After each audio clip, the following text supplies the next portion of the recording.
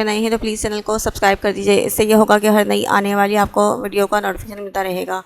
Story اچھی لگی تو پلیز لائک کر دیا کیجیے اور کمنٹ کر کے ضرور بتایا کیجیے آپ کو اسٹوری کیسی لگی۔ وہی سختی جو گھر آنے پر بنا پوچھے دروازہ کھولنے پر کی تھی، ٹھیک ہے میں نہیں جاؤں گی، لیکن وہ آنٹیاں کہہ رہی تھیں وہاں میری عمر کی بھی لڑکیاں آئیں گی اور بتا رہی تھی کہ ہماری بلڈنگ میں کون کون سے لوگ اچھے ہیں اور ان سے بات مت اچھے نہیں ہیں، ان سے بات مت کرنا۔ یارم کو جو لگا تھا کہ اس پر سختی کرنے سے وہ بولنا بند کر دے گی، اس کی غلط فہمی آگے 2 منٹ میں ہی دور ہو چکی تھی۔ تم کتنا بولتی ہو لڑکی، اتنا کیسے بول لیتی ہو، چوٹی جتنا کھاتی ہو، میں یہ بھی نہیں بول سکتا کہ کھاتی کیا ہو، ہڈیوں کا ڈھانچہ بھی تم سے زیادہ وزنی ہوگا۔ اب تھوڑی دیر خاموش ہو کر بیٹھ جاؤ تاکہ میں سکون سے ڈرائیونگ کر لوں۔ اب میں کچھ نہیں بولوں گی، آپ سکون سے گاڑی چلائیں۔ میں تو ویسے بھی کچھ نہیں بولتی، گھر میں مجھے کوئی نہیں بولنے دیتا تھا، ہماریاں آپی رانیاں آپی تانیاں آپی وہ تو مجھے بات ہی نہیں کرنے دیتی تھیں، مگر گھر میں کوئی بھی آتا تھا تو امی کہتی تھی یہ تو گونگی ہے، لیکن فاطمہ بی بی کہتی تھی اپنے شوہر سے بہت ساری باتیں کرنا۔ بولتے بولتے وہ ایک بار پھر سے شروع ہو چکی تھی جب یارم نے اسے سخت نگاہوں سے گھورا۔ اچھا سوری، اب نہیں بولوں گی، اپنے ہونٹوں پر انگلی رکھتے ہوئے سیدھی بیٹھ گئی۔ گڈ گرل، گھر جا کے جتنا مرضی بول لینا، ڈرائیونگ کے دوران مجھے بالکل بات سننا پسند نہیں۔ اس کا اس طرح سے اداس ہو کر بیٹھنا اسے پسند نہیں آیا تھا، اس لیے صفائی دینے لگا۔ اس کی بات پر اس نے صرف گردن ہلائی، بولی کچھ نہیں اور پھر سارے راستے خاموش رہی۔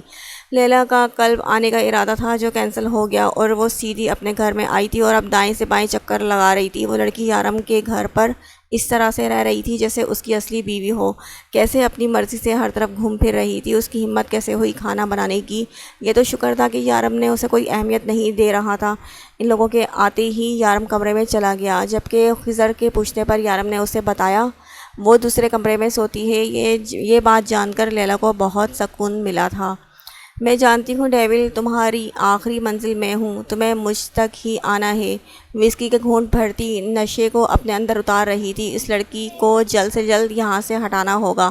میں تو معصومہ سے ڈر رہی تھی جسے ڈیول نے دوسری نگاہ نہیں دیکھا، لیکن یہ لڑکی، اس کا مجھے کچھ کرنا ہوگا۔ مجھے اس لڑکی کے گھر والوں کے بارے میں جلدی سے جلدی پتہ کرنا ہوگا، جتنا جلدی ہو سکے اسے ڈیول کی گھر سے نکالنا ہوگا۔ گاڑی اگر بلڈنگ کے باہر رکی، ساری ڈرائیونگ کے دوران وہ ایک لفظ بھی نہ بولی۔ تم چلو اوپر، میں گاڑی پارک کر کے آتا ہوں، اس نے روح کی طرف دیکھتے ہوئے کہا تھا، جبکہ روح دوسری طرف منہ پھیرے سیٹ سے سر ٹکائے بیٹھی تھی۔ لڑکی، میں تم سے بات کر رہا ہوں، گاڑی سے نیچے اترو اور اوپر جاؤ۔ سنو، میں تم سے بات کر رہا ہوں۔ اس نے روح کا کندھا ہلا کر دیکھا تو وہ سو رہی تھی۔ یا اللہ، میں نے کیسے سوچ لیا یہ لڑکی میرے ایک بار کہنے کے بعد بات نہیں کرے گی، یہ سو رہی ہے۔ اگر سو نہ رہی ہوتی تو اب تک میرا دماغ کھا چکی ہوتی۔ روح اٹھو، اوپر جاؤ۔ اس نے ایک بار پھر سے اس کا کندھا ہلایا، لیکن وہ نہیں اٹھی۔ ایک پل کے لیے یارم کو اس کی نیند پر رشک آیا۔ ایک دن بھی اگر یارم ایسی نیند لے لے تو اگلے دن صبح اس کی ڈیڈ باڈی ملے۔ گاڑی پارک کرنے کے لیے وہ اسے اپنے ساتھ ہی لے گیا۔ واپسی پر دوسری طرف سے آ کر اسے اٹھانا چاہا، لیکن پھر بھی وہ نہ اٹھی۔ اسے اس طرح بے خبر سوتے ہوئے بے ساختہ اس کے گال پر ڈمپل نمایاں ہوا۔ وہ خود بھی نہیں جانتا تھا کہ صدقہ جاریہ والی بات یاد کر کے آج یہ ڈمپل اس نے کتنے لوگوں سے چھپایا تھا۔ اسے یاد بھی نہیں تھا کہ روح کے آنے سے پہلے وہ کب آخری بار مسکرایا تھا۔ اس نے آہستہ سے روح کو اپنے بازوؤں میں اٹھایا اور ریموٹ سے گاڑی لاک کی، اسے لے کر لفٹ میں آیا اور اپنے فلیٹ کا بٹن پریس کیا، لیکن اگلے ہی پل نظر روح کے چہرے پر پڑی جہاں شرارتی سی مسکان کھلی تھی۔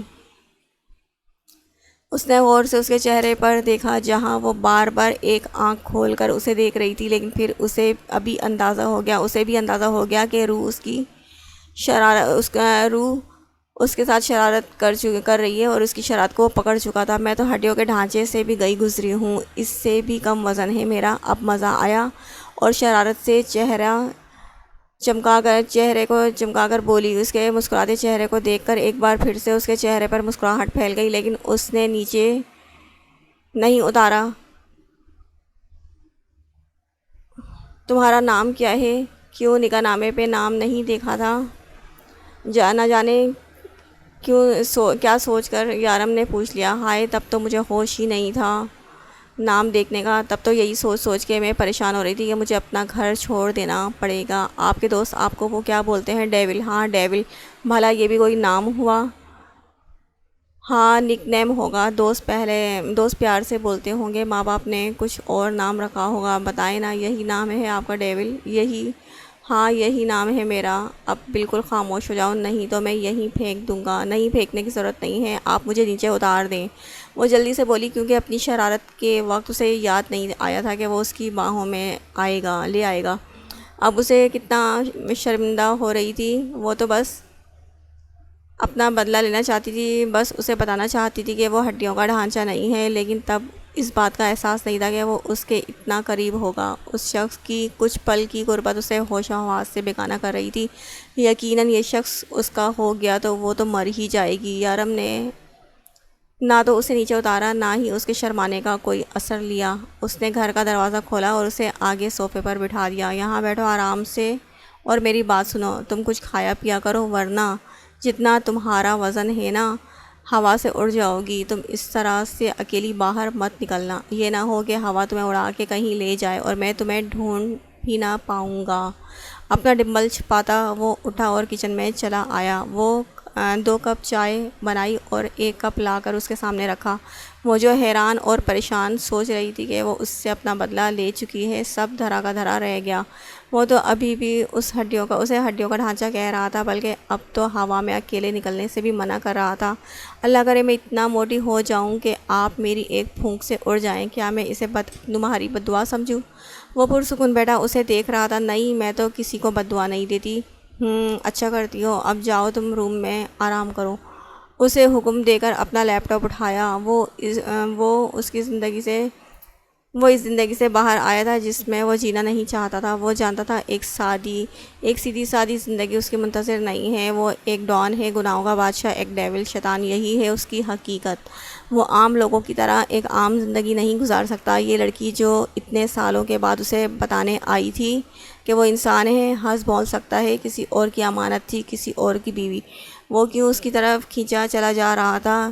کیوں وہ اس سے دور نہیں جا پا رہا تھا؟ وہ اس سے بات نہیں کرنا چاہتا تھا، اس کی کوئی بات سننا نہیں چاہتا تھا، لیکن پھر بھی وہ سب کچھ کر رہا تھا۔ آپ مجھ سے محبت کرتے ہیں؟ وہ اپنے لیپ ٹاپ پہ نظریں جمائے سوچوں میں ڈوبا تھا۔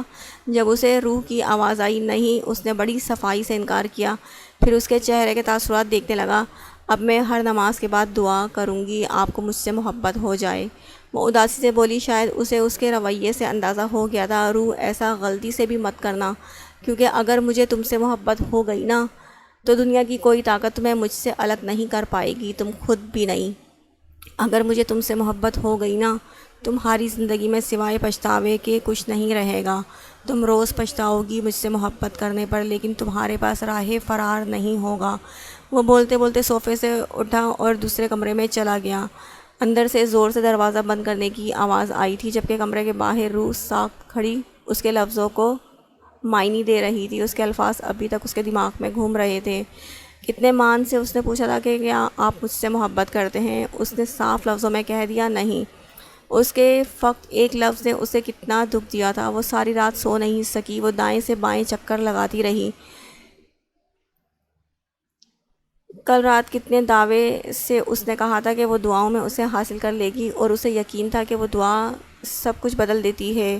وہ مانگے گی اس شخص کو اور اللہ اسے ضرور دے گا۔ وہ جب سے یہاں آئی تھی اس نے ایک بات نوٹ کی تھی، وہ اس سے کھینچا رہتا تھا۔ وہ اسے ہاتھ تک نہیں لگاتا تھا، بات بھی خاصا دور بیٹھ کر کرتا تھا، الگ کمرے میں رہتا تھا، لیکن کل رات وہ اسے اپنی باہوں میں اٹھا کر اندر لے آیا تھا۔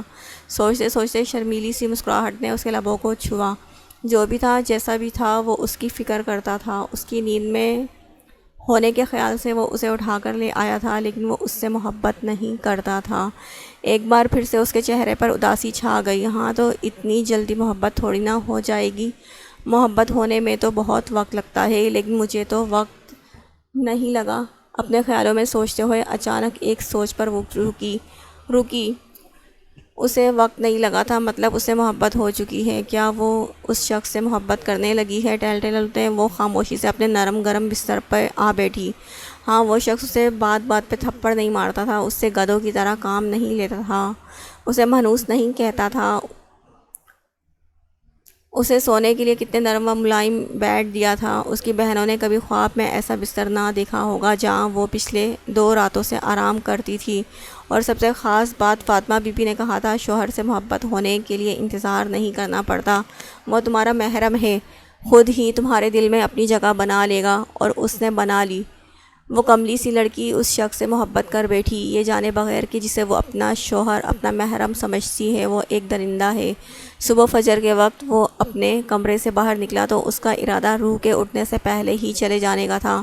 وہ اب مزید اس کے قریب نہیں رہنا چاہتا تھا، وہ اس فاصلے کو قائم رکھنا چاہتا تھا۔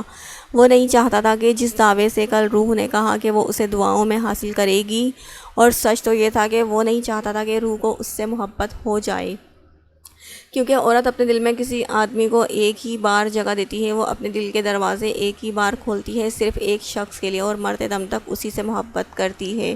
اس کو اپنے شوہر کے پاس چلے جانا تھا، اور وہ کسی اور کی جگہ نہیں لے سکتا تھا۔ وہ اپنے کمرے سے باہر نکلا، نظر سامنے زمین پر صوفے سے ٹیک لگائے وہ جائے نماز بچھائے بیٹھی دعا مانگ رہی تھی، مطلب وہ نماز ادا کر چکی تھی، وہ اسی کی آہٹ محسوس کر چکی تھی، تو اسی طرح سے جانا بیکار تھا۔ وہیں اس کے قریب صوفے پر آ بیٹھا، لیکن اس نے سوچا تھا کہ جتنی جلدی یہ دعا ختم ہوگی اتنی جلدی ہی یہاں سے چلا جائے گا۔ وہ دعا سے فارغ ہو کر اٹھی، 5 منٹ کی نماز پڑھتے ہو اور 15 منٹ کی دعائیں مانگتے ہو۔ وہ ہنستے ہوئے بولا، اس کی بات سن کر بولی، میں نے اس سے پہلے زیادہ دعائیں نہیں مانگی تھی، لیکن اب میں بہت لمبی لمبی دعائیں مانگتی ہوں، مجھے اللہ سے اب بہت قیمتی چیز چاہیے، اور کہتے ہیں نا کہ چیز جتنی قیمتی ہو اتنی ہی لگن سے مانگنی چاہیے۔ وہ جائے نماز سمیٹ کر ایک طرف رکھتے ہوئے بولی، ایسی کون سی قیمتی چیز ہے جو تم خدا سے مانگ رہی ہو؟ انداز اتنا خوبصورت تھا کہ وہ پوچھے بنا نہ رہ سکا۔ آپ؟ ایک لفظی جواب آیا۔ کیا مطلب؟ میں سمجھا نہیں۔ وہ واقعی نہیں سمجھا تھا۔ مطلب میں آپ کو مانگ رہی تھی، میں نے کہا تھا کل رات آپ سے، میں اللہ سے دعا کروں گی کہ آپ کو مجھ سے محبت ہو جائے۔ اتنی قیمتی چیز مانگ رہی ہوں خدا سے تو وقت لگے گا ہی نا۔ وہ معصومیت سے کہتی اس کے دل کی دنیا ہلا گئی تھی، لیکن اس کے بارے میں یہ بھی مشہور تھا کہ ڈیول اپنے سینے میں دل نہیں رکھتا۔ اگر دل ہی نہ تھا تو پھر دل کی دنیا کے ہلنے کا کیا ڈر؟ لیکن اگلے ہی پل سوچوں میں ڈوبے ہوئے یارم کو اپنے اوپر کچھ پرنرم محسوس ہوئی۔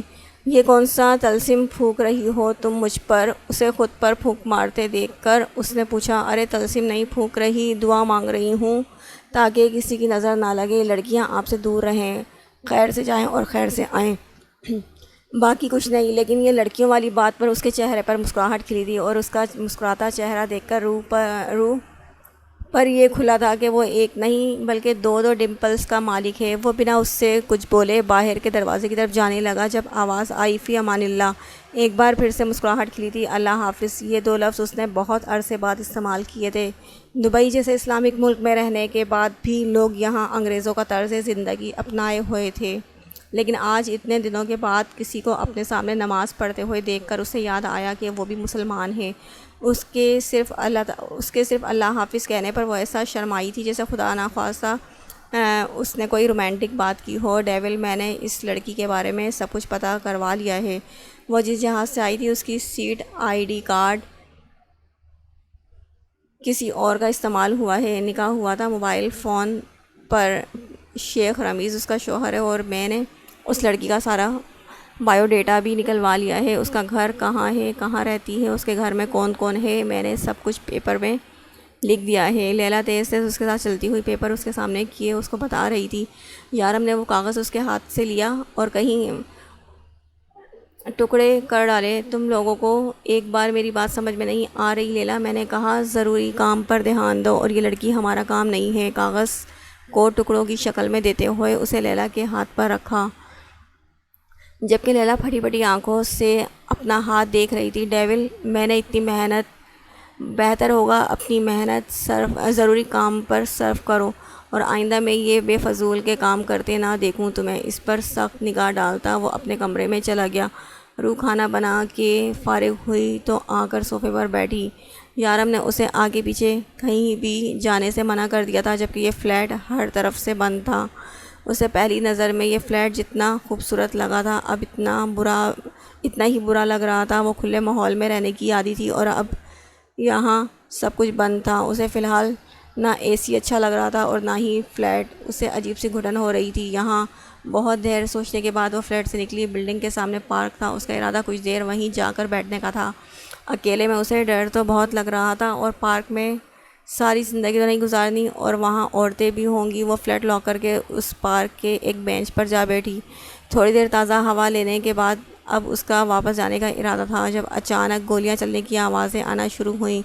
ایک آدمی بھاگتے ہوئے تیزی سے اس کے پاس آیا، اس کے پاس سے بھاگتے آگے بڑھ گیا، جبکہ مکمل کالے یونیفارم میں پولیس اس کے پیچھے بھاگ رہی تھی۔ گھبراہٹ کے مارے اس کے ہاتھ پیر کانپنے لگے۔ یقیناً وہ کوئی چور تھا جو پولیس سے بھاگ رہا تھا، لیکن پولیس ایسے پبلک پلیس میں گولیاں تو نہیں چلا سکتی۔ تو کیا وہ کوئی قاتل تھا، کوئی خطرناک ترین مجرم جس کا گرفتار ہونا بہت ضروری تھا؟ ابھی تھوڑا ہی آگے بھاگا تھا جب پولیس نے اس کی ٹانگ پر گولی ماری اور وہ وہیں لیٹ گیا۔ سارے لوگ جلدی سے وہاں جمع ہونے لگے۔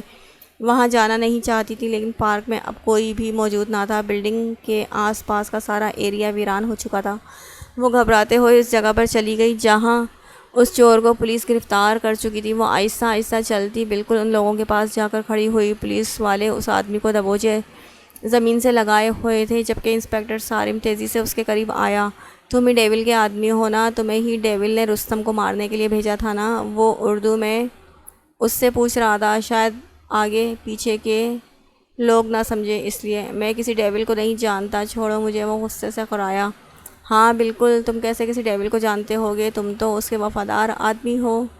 ڈیول کے تو سبھی آدمی اس پر جان دیتے ہیں، لیکن افسوس تم پولیس کی گولی سے مرو گے۔ اگلے ہی لمحے صارم نے ریوالور کی نوک اس کے سر پر رکھی، لیکن اس سے پہلے کہ ریوالور کی گولی چلتی، اس آدمی نے اپنی گردن میں لٹکا ہوا ہڈی نما پیڈ اپنے منہ میں ڈالا۔ روح کو کچھ سمجھ نہ آیا۔ پتہ چلا تو اتنا کہ اس ہڈی میں زہر تھا۔ روح نے پہلی بار اپنی نگاہوں کے سامنے کسی کو یوں مرتے دیکھا تھا، اور اب وہ آدمی مر چکا ہے۔ زندگی میں پہلی بار اس کے کانپتے ہاتھ پیر اس کا ساتھ چھوڑ چکے تھے۔ اگلے ہی لمحے وہ زمین بوس ہو گئی۔ نہ جانے کیا سوچ کر وہ آج جلدی گھر آ گیا تھا۔ خضر کو بس اس نے اتنا کہا کہ وہ اسے گھر جانا ہے۔ خضر نے اس کے سامنے کہا کچھ نہیں تھا، یہ ہو گیا، کہا کچھ نہیں تھا۔ وہ گھر آیا، دروازہ لاک تھا۔ روح کہاں جا سکتی ہے؟ وہ گھر آیا تو گھر لاک تھا۔ وہ پریشان ہو گیا۔ روح کہاں جا سکتی ہے؟ وہ پڑوس میں آیا۔ یہاں کی عورتیں اکثر اس سے بات کرنے کی کوشش کیا کرتی تھی۔ اس نے دروازہ کھٹکھٹایا تو ایک عورت باہر نکلی۔ اس نے اس سے روح کے بارے میں پوچھا۔ بیٹا، ہاں بیٹا، تمہاری بیوی، ہم گئے تھے کل تمہارے گھر۔ تمہاری بیوی بہت پیاری ہے، بہت پیاری باتیں کرتی ہے، لیکن وہ یہاں تو نہیں آئی۔ اس عورت کی جگہ اگر کوئی اور ہوتا جو اصل بات بتانے کے بجائے اتنی لمبی تمہید باندھ رہا ہوتا تو وہ ابھی تک اسے گولی مار کے فارغ کر دیتا۔ جی میں بس یہی پوچھنے آیا تھا۔ یارم وہاں سے نکلا اور دوسرے فلیٹ کی طرف آیا۔ وہ تقریباً 4.5 سال سے اس بلڈنگ میں رہ رہا تھا اور آج تک کسی سے بات نہ کی تھی۔ اس لڑکی کی وجہ سے اسے سب کا دروازہ کھٹکھٹا کر بات کرنا پڑ رہی تھی۔ ہاں، روح کو دوپہر میں نے بلڈنگ سے باہر نکلتے ہوئے دیکھا تھا۔ میں نے پوچھا تھا کیا ہوا ہے تو میں تو کہنے لگی کہ اندر فلیٹ میں گھٹن ہو رہی ہے، اس لیے باہر پارک میں بیٹھنے جا رہی ہوں۔ وہی ہوگی، وہ عورت نے بتایا تو وہ باہر پارک کی طرف آ گیا، لیکن افسوس سے یہاں پر بھی کوئی نہ ملا۔ کہاں جا سکتی ہے یہ لڑکی؟ نہ گھر میں ہے، نہ بلڈنگ میں، اور نہ ہی یہاں کے راستوں کو بھی نہیں جانتی ہوگی۔ وہ ایسے کیسے باہر نکل گئی؟ منع بھی کیا تھا میں نے۔ اس نے جلدی سے خضر کو فون کیا۔ میں پتہ کرواتا ہوں، ایسے کیسے کہیں جا سکتی ہے؟ خضر نے کہا، جلدی پتہ لگاؤ، نہ جانے وہ لڑکی کہاں چلی گئی ہوگی۔ اس بیوقوف کو منع کیا تھا میں نے، فلیٹ سے باہر مت نکلنا۔ یارم کو نہ جانے کیوں اس پر بہت غصہ آ رہا تھا۔ یارم چھوڑو نا، اچھا ہی ہے ہماری جان چھوٹ گئی۔ یہ بھی تو ہو سکتا ہے اس کو اس کا اصل شوہر مل گیا ہو اور اس کے ساتھ چلی گئی ہو، اور اگر ایسا ہوا بھی ہے تو اچھا ہوا ہے۔ وہ کب تک ہمارے ساتھ رہتی؟ اس طرح کی سیدھی سادی لڑکی ہمارے ساتھ نہیں چل سکتی۔ آج نہیں تو کل اسے چلے ہی جانا تھا۔ بکواس کرنے کے لیے نہیں کہا ہے میں نے، جو کہا ہے وہ کرو۔ اس لڑکی کا جلد سے جلد پتہ کر کے مجھے دو۔ وہ غصے سے دہاڑا تھا۔ اسے ہوش آیا تو اپنے آپ کو اسپتال میں پایا۔ اس کے قریب ایک ڈاکٹر اور 2 پولیس والے تھے۔ ان میں سے ایک وہی پولیس والا تھا جو اس آدمی سے باتیں کر رہا تھا۔ پہلے دوسرے پولیس والے نے اس سے کچھ پوچھنے کی کوشش کی، لیکن وہ نہ جانے عربی میں کیا بول رہا تھا۔ روح کو تو ایک لفظ بھی سمجھ نہ آیا۔ پھر دوسرا آدمی بولا، عربی جانتی ہیں آپ؟ کہاں سے ہیں؟ شاید اسے دیکھ کر اسے اندازہ ہو گیا تھا کہ وہ پاکستانی ہیں، تو وہاں کھڑا یونیفارم میں انسپیکٹر سمجھ چکا تھا کہ وہ عربی نہیں جانتی، لیکن اردو میں اس کی بات کو سمجھ رہی ہے۔ کہاں سے ہیں آپ؟ یہاں کس کے ساتھ رہتی ہیں؟ آپ بے ہوش ہو گئی تھیں، ہم آپ کو اسپتال لے کر آئے، لیکن پریشان ہونے کی ضرورت نہیں ہے۔ آپ ہمیں اپنے ایڈریس بتائیں، ہم آپ کو آپ کے گھر بحفاظت چھوڑ آئیں گے۔ سارم نے تحمل سے اس سے بات کی۔ وہ آدمی مر گیا کیا؟ روح کے ذہن میں ابھی تک اس آدمی کی لاش گھوم رہی تھی جو اس کے سامنے مر گیا۔ کیا انسان ایسے مر جاتا ہے؟ روح نے بہکے بہکے لہجے میں کہا۔ جی ہاں، شاید اس کی زندگی اتنی ہی تھی۔ سارم نے ذرا سا مسکرا کر اس کی معصوم سے چہرے کو دیکھا۔ سارم پھر بے ساختہ مسکرایا۔ جب موت آئی ہو تو وہ وجہ طریقہ نہیں دیکھتی، انسان کیسے مرتا ہے، اس کی روح کیسے نکلتی ہے، یہ اللہ کے سوا اور کوئی نہیں جانتا۔ اب ہم نے یہی سوچا کہ ہم اس آدمی کو گرفتار کرتے، مگر ایسا نہ ہو سکا۔ اس سے پہلے کہ ہم اس آدمی کو گرفتار کرتے، اللہ نے اسے اپنے پاس بلا لیا۔ سارم نے جیسے ہی بات ختم کرنا چاہی، آپ اپنا ایڈریس دیں، ہم آپ کو آپ کے گھر پہنچا دیتے ہیں۔ ایڈریس؟ مجھے تو ایڈریس نہیں پتہ، مجھے تو یہاں آئے ہوئے ابھی صرف 3 دن ہوئے ہیں۔ روح نے اٹھ کر بیٹھتے ہوئے کہا، ٹھیک ہے، کوئی بات نہیں، آپ بتائیں کہ کس کے ساتھ رہتی ہیں، ہم آپ کو ان تک پہنچا دیں گے۔ اس ملک کی پولیس کو عام آدمی کے ساتھ سخت لہجے میں بات کرنے کی اجازت نہ تھی۔ میں اپنے شوہر کے ساتھ رہتی ہوں، اس نے جلدی سے بتایا۔ نہ جانے کیا وقت ہوا تھا، یارم گھر آ چکا ہوگا، نہ جانے کتنے وقت سے وہ گھر سے غائب ہے۔ اس نے پریشانی سے سوچا، جبکہ نظروں میں ابھی تک اس شخص کی لاش گھوم رہی تھی۔ آپ اپنے شوہر کا نام بتائیں، سارم نے نرمی سے کہا۔ ڈیول۔ یہ پولیس والا سوچے گا اس کے شوہر کا نام کتنا عجیب ہے۔ جب سامنے کھڑے پولیس والے نے واقعی ہی حیرت کا مظاہرہ کیا تھا۔ ڈیول؟ خیر، میں تو ایک ہی ڈیول کو جانتا ہوں، آپ نہ جانے کس کے بارے میں بات کر رہی ہیں، کیا مجھے ان کے بارے میں مزید معلومات دے سکتی ہیں؟ سارم نے اپنی سوچ کو جھٹلا کر پھر سے نرمی سے پوچھا۔ ان کے بارے میں؟ مگر وہ جہاں پر کام کرتے ہیں اور ان کے ساتھ خضر بھائی، شارف بھائی اور لیلا بھی ساتھ ہوتے ہیں، بھی کام ساتھ کرتے ہیں۔ اس کے سامنے کھڑے سارم کے لیے یقین کرنا بہت مشکل تھا، لیکن پھر بھی اس لڑکی کو اس طرح سڑک پر تو نہیں چھوڑ سکتا تھا۔ خضر، لیلا، شارف کو وہ جانتا تھا۔ کیا وہ جو کچھ سوچ رہا ہے وہی تھا یا کچھ اور؟ وہ بری طرح سے الجھتے ہوئے اٹھ کر باہر نکل گیا۔ خضر نے ہر جگہ پتہ کروا لیا تھا، وہ کہیں بھی نہیں تھی۔ اسے اصل بات سمجھ میں نہیں آ رہی تھی، آخر یارم اتنا پریشان کیوں تھا؟ اسے کیا مطلب تھا اس لڑکی سے؟ اچھا ہی تھا جو اس سے جان چھوٹ رہی تھی، لیکن یارم پاگلوں کی طرح اس کا ہر طرف پتہ کروا رہا تھا۔ یارم نے ہر جگہ اپنے آدمی لگا دیے تھے جو کہ روح کو ڈھونڈنے میں مصروف تھے، جبکہ لیلا بہت پرسکون ہو کر بیٹھی تھی۔ وہ بہت خوش تھی کہ جسے وہ راستے سے ہٹانے کی کوشش کر رہی ہے وہ اپنے آپ ہی چلی گئی۔ سب نے یہی کہا تھا کہ اچھا ہی ہے، اس لڑکی کو کب تک سنبھالتے، آج نہیں تو کل اس نے چلے ہی جانا تھا۔ لیکن یارم کو نہ جانے کیا مسئلہ تھا جو ہر طرف اس لڑکی کے بارے میں پتہ کروا رہا تھا، اور کسی میں بھی اتنی ہمت نہ ہو رہی تھی کہ اس کے قریب جا کر اس سے وجہ پوچھتے، کیونکہ اس وقت وہ اتنے غصے میں تھا۔ ایک بات تو کلیئر تھی کہ اب اگر وہ اس کو مل گئی تو وہ مار دے گا۔ ان لوگوں نے پہلی بار یارم کو کسی کے لیے اتنا پریشان ہوتے دیکھا تھا، لیکن اس کے باوجود بھی یارم کی پریشانی کی وجہ کو سمجھ نہیں پائے تھے۔ جی ہاں، یہی میرے شوہر کے کام کرنے کی جگہ ہے، آپ مجھے بالکل ٹھیک جگہ پر لائے ہیں، روح نے خوشی سے چہکتے ہوئے کہا، ورنہ اس سے پہلے تو وہ اتنی پریشان تھی کہ نہ جانے وہ اس تک پہنچ بھی پائے گی یا نہیں۔ آئے، میں آپ کو اندر تک چھوڑ دیتا ہوں، سارم نے کہا۔ نہیں تھینک یو، آپ نے میرے لیے اتنی پریشانی اٹھائی، میں اب چلی جاؤں گی۔ وہ اسے مزید پریشان نہیں کرنا چاہتی تھی۔ نہیں، پریشانی کیسی، یہ تو ہماری ذمہ داری ہے۔ سارم کے لبوں پر ایک عجیب سی مسکان تھی۔ آئیے، میں آپ کو آپ کے شوہر کے حوالے کر کے ہی جاؤں۔ وہ مسکراتے ہوئے آگے بڑھا، جبکہ اس کے دماغ میں بس ایک ہی بات تھی، جتنی معصوم یہ لڑکی بننے کی کوشش کر رہی ہے اتنی ہے نہیں۔ ڈیول کی بیوی اتنی معصوم ہو ہی نہیں سکتی۔ یہ لڑکی پچھلے 3 گھنٹے سے اسے بیوقوف بنا رہی تھی اور وہ بنا جا رہا تھا، اور اگر نہیں تو یقیناً یہ لڑکی جھوٹ بول رہی تھی۔ جو بھی تھا ابھی اسے پتہ چل ہی جانا تھا۔ وہ ہال کا دروازہ کھول کر اندر داخل ہوا، جبکہ ہال میں سارم کو داخل ہوتے دیکھ کر یارم کو بہت غصہ آیا۔ اس وقت اس کی شکل تو ہرگز نہیں دیکھنا چاہتا تھا، لیکن جب اس کے پیچھے روح کو دیکھا تو غصہ کنٹرول کرنا مزید مشکل ہو گیا۔ وہ تیزی سے آگے بڑھا اور سارم کے پیچھے سے روح کا بازو کھینچ کر آگے کیا اور بنا سوچے سمجھے دڑا دڑ 4-5 تھپڑوں سے اس کا منہ لال کر دیا۔ کس کی اجازت سے تم نکلی تھی فلیٹ سے؟ میں نے منع کیا تھا نا۔ اس کا منہ اپنے ہاتھ میں دبوچے غصے سے پھنکارا تھا، جبکہ روح نے تو سوچا بھی نہیں تھا کہ اس کے ساتھ کچھ ایسا ہونے والا ہے۔ ہال میں سناٹا چھا گیا تھا۔ یہ تو تھا کہ یارم اسے بخشنے والا نہیں ہے، لیکن سب کو یہی لگا تھا کہ یارم ایک گولی کا استعمال کرے گا۔ روح نے بمشکل کچھ بولنے کی کوشش کی۔ ہاتھ پیر بری طرح سے کانپ رہے تھے۔ وہ پہلے ہی گھبرائی ہوئی تھی، لیکن یارم کے رویے نے اس کی روح تک ہلا دی۔ تمہاری پہلی اور آخری غلطی تھی۔ اس نے جھٹکے سے اس کا منہ چھوڑتے ہوئے اسے دور پھینکا۔ وہ جا کر دیوار سے لگی اور وہیں زمین پر بیٹھتی چلی گئی، جبکہ سارم اپنے سامنے یہ کارروائی ہوتے دیکھ کر حیران پریشان کھڑا تھا، جبکہ یارم اب ریلیکس لگ رہا تھا۔ آپ کے یہاں تشریف لانے کی وجہ جان سکتا ہوں؟ اس نے غصے سے سارم کی طرف دیکھا۔ یہ لڑکی بے ہوش ہو گئی تھی۔ اس نے کہا کہ تمہاری بیوی ہے تو میں اسے تمہارے پاس چھوڑنے آیا تھا۔ کیا یہ سچ میں تمہاری بیوی ہے؟ سارم نے بے یقینی سے پوچھا۔ ہاں، یہ سچ میں میری بیوی ہے، اور تم اس لڑکی سے کم از کم 10 فٹ کی دوری پر ہی رہو گے۔ اب تم جا سکتے ہو، تم اپنی ڈیوٹی کر چکے ہو۔ اس نے غصے سے اس کی طرف دیکھتے ہوئے کہا۔ تم نے شادی کب کی؟ سارم کا ابھی مزید تفتیش کرنے کا ارادہ تھا۔ سوری، میں تمہیں انوائٹ کرنا بھول گیا۔ یارم نے جیسے بات ختم کی تھی۔ مطلب تم نے سچ میں شادی کی ہے؟ کیا یہ سچ میں تمہاری بیوی ہے؟ وہ اب بھی بے یقینی سے بول رہا تھا۔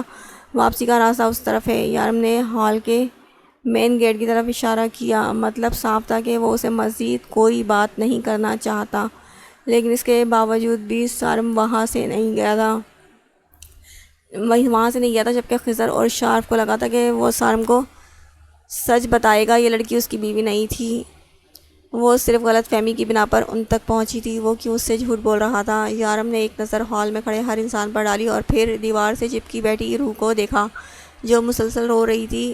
وہ تیز تیز قدم اٹھاتا اس کے قریب آیا اور اس کا بازو پکڑ کر گھسیٹتے ہوئے وہاں سے لے گیا، جبکہ اب سارم کے ساتھ ساتھ باقی سب بھی بے یقینی سے انہیں جاتے ہوئے دیکھ رہے تھے۔ گاڑی میں بھی مسلسل روتی رہی۔ یارم نے ایک لفظ بھی نہ کہا اور اسے گھسیٹتا ہوا فلیٹ کے اندر لا کر پٹکا۔ اگر تمہیں یہاں فلیٹ میں گھٹن ہو رہی تھی تمہیں مجھے بتانا چاہیے تھا۔ باہر کیوں نکلی؟ وہ بالکل اس کے قریب کھڑا پوچھ رہا تھا۔ وہ لگا آپ آنے سے پہلی اور آخری غلطی تھی۔ میں آخری بار بتا رہا ہوں، اگر اب تم اس فلیٹ سے باہر نکلی تو میں تمہاری ٹانگیں توڑ دوں گا۔ اپنے پیروں پہ کبھی چل بھی نہیں پاؤ گی۔ باہر نکلنا تو دور کی بات ہے۔ وہ غصے سے اس کے منہ پر پھنکارا تھا۔ سر سوری، وہ بمشکل بولی، جبکہ یارم اپنے کمرے میں جا چکا تھا۔ کافی دیر کے بعد وہ شاور لے کر باہر آیا تو روح یہاں کہیں نہیں تھی، پر مین گیٹ کھلا تھا۔ مطلب کہ اس کے کہنے کے باوجود پھر کہیں چلی گئی۔ وہ تیزی سے مین گیٹ کی طرف آیا، لیکن وہاں پر روح کی چپل پڑی دیکھی۔ ایک چپل یہیں پڑی تھی۔ وہ ایک چپل پہن کر تو جانے سے رہی۔ وہ دروازہ ایسے ہی کھلا چھوڑ کر روح والے کمرے کی طرف آیا تو اندر سے سسکیوں کی آوازیں آ رہی تھی۔ وہ اپنے کمرے میں ہی تھی۔ وہ پلٹا، مین ڈور بند کیا اور کچن میں آیا۔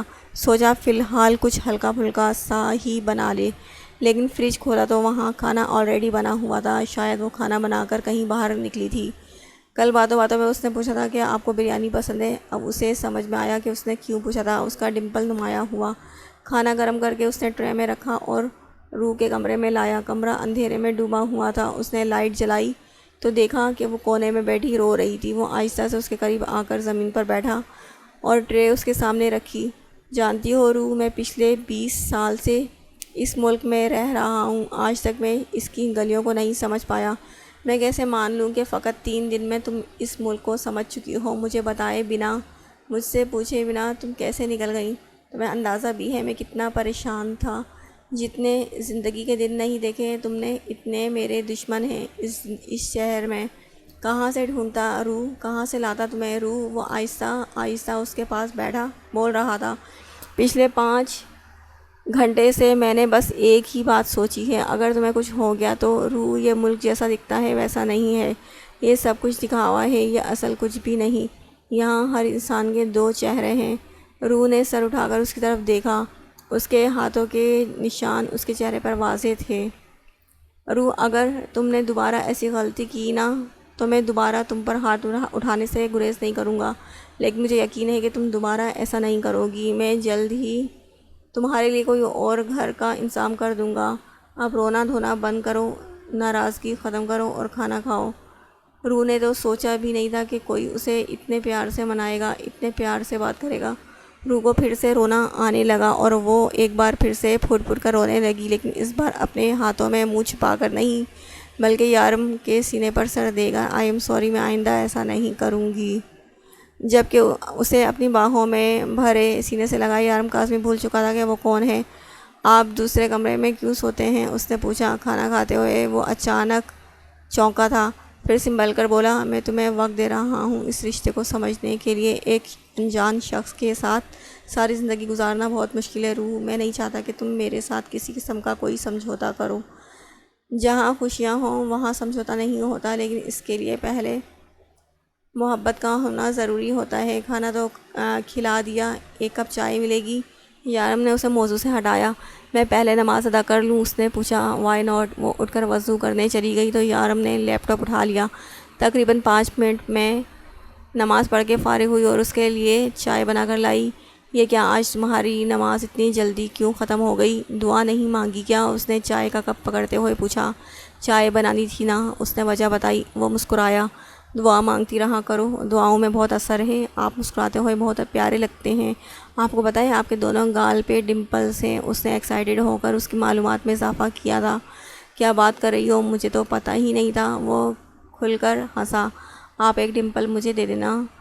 ہاں ہاں ہاں، تم دونوں رکھ لو۔ آپ مسکراتے ہوئے بہت پیارے لگتے ہیں، ماشاء اللہ۔ اس نے کھل کر تعریف کی تھی۔ بس تمہاری صدقہ جاریہ والی بات پر عمل کر رہا ہوں، وہ مسکراتے ہوئے بولا۔ اچھا، میں اب سونے جا رہی ہوں، روح نے اٹھتے ہوئے کہا اور اپنے کمرے کی طرف چل دی۔ سنو، اس نے پکارا۔ جی، وہ پلٹی۔ دعا مانگتی رہا کرو، وہ مسکرا کر بولا۔ اور پھر یارم وہاں پہنچا ہی تھا، لیکن لیلا اسے گھورے جا رہی تھی، جس کا اس پر کوئی اثر نہیں ہوا تھا۔ انسپکٹر صاحب نے کچھ کہا تھا؟ نہیں، کچھ کہا تھا میرے جانے کے بعد؟ اس نے خود ہی بات شروع کی۔ نہیں، تمہارے جانے کے بعد وہ بھی نکل گیا تھا، لیکن میں تم سے ایک بات پوچھنا چاہتا ہوں، تم نے سارم کے سامنے جھوٹ کیوں بولا؟ جانتے ہو جب وہ لڑکی چلی جائے گی تب ہمارے خلاف گواہی دی، تب ہم بری طرح پھنس جائیں گے۔ بات کی بعد میں دیکھی جائے گی، فی الحال تو وہ یہی ہے ہمارے ساتھ۔ کل ہمارا ایک آدمی مارا گیا، وہ پولیس کے ہتھ کنڈے چڑھ چکا تھا، اس نے خودکشی کر لی۔ اس کے گھر والوں کو ایک موٹی رقم بھیج دو اور افسوس کے لیے بھی چلے جانا۔ مجھے ضروری کام ہے، ورنہ میں خود چلا جاتا۔